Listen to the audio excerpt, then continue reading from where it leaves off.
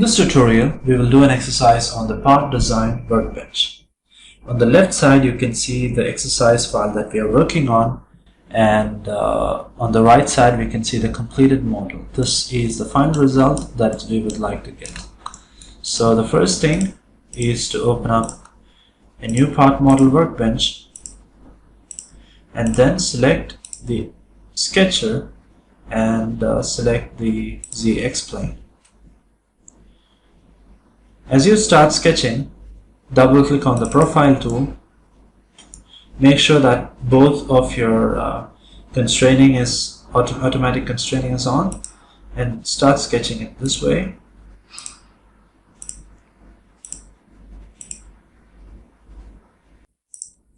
Alright, now start dimensioning our sketch by finding out the different dimension from your drawing. As you can see, this is 45. The total length is 78. So let's apply that. 45. Total length is 78. Use the escape command. Drag this outwards in this fashion. Zoom this in a little bit. And now select the constraining again. And this particular, not this distance, this height is, what you can see is 12 mm, and this length is 28.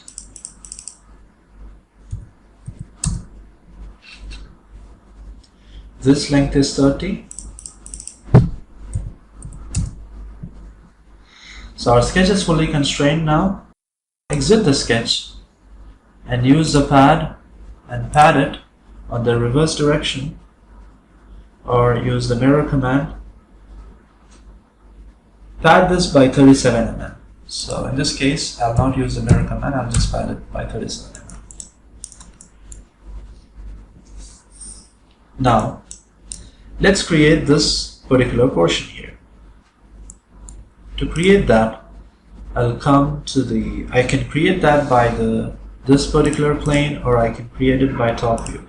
So in this case, I will use the XY plane. Click on the sketch.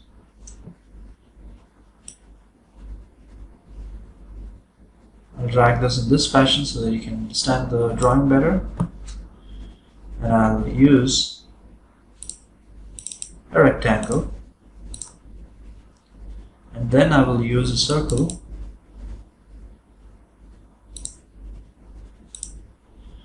and then use the quick trim command to trim this off in this fashion.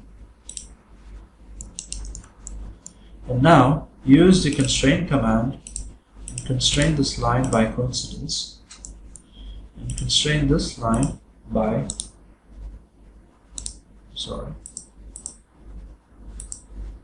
constrain this line by coincidence as well.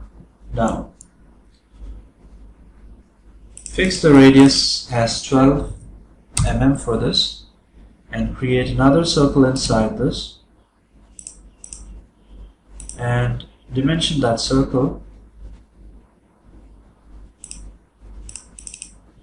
by 12 diameter. So 12 diameter. This is 12 radius. The distance from this face to the center of the circle, if you have a confusion, just drag or right click and middle mouse button and right click and rotate the drawing, and then you can constrain the length between the point, this point, and this edge as 25 mm.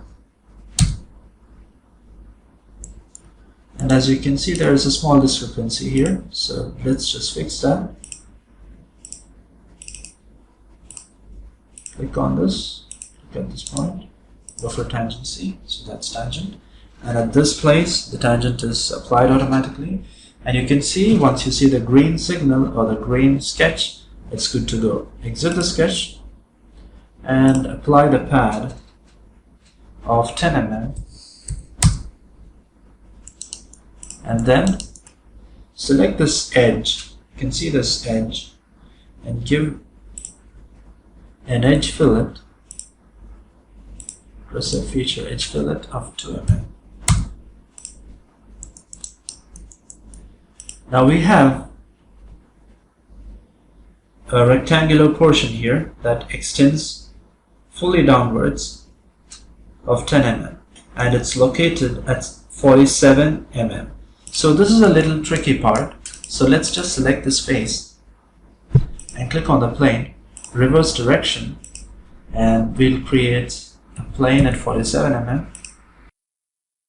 You can see that a plane has been created there.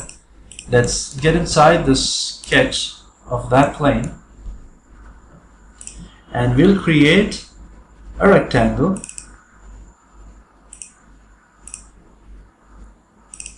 We'll constrain that rectangle in this fashion. We'll give 10 mm, as you can see.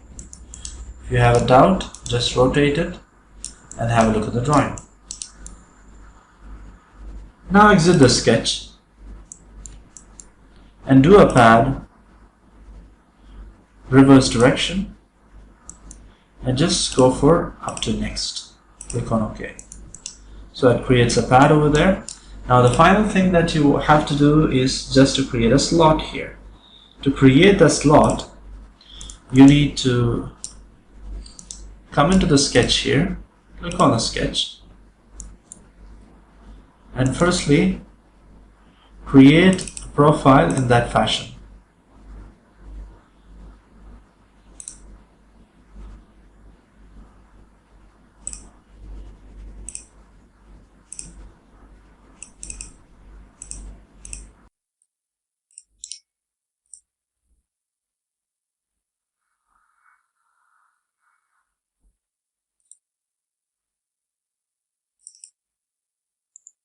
While I'm in the sketch, I will rotate the drawing and then use the constrain command to constrain these lines. 25 mm,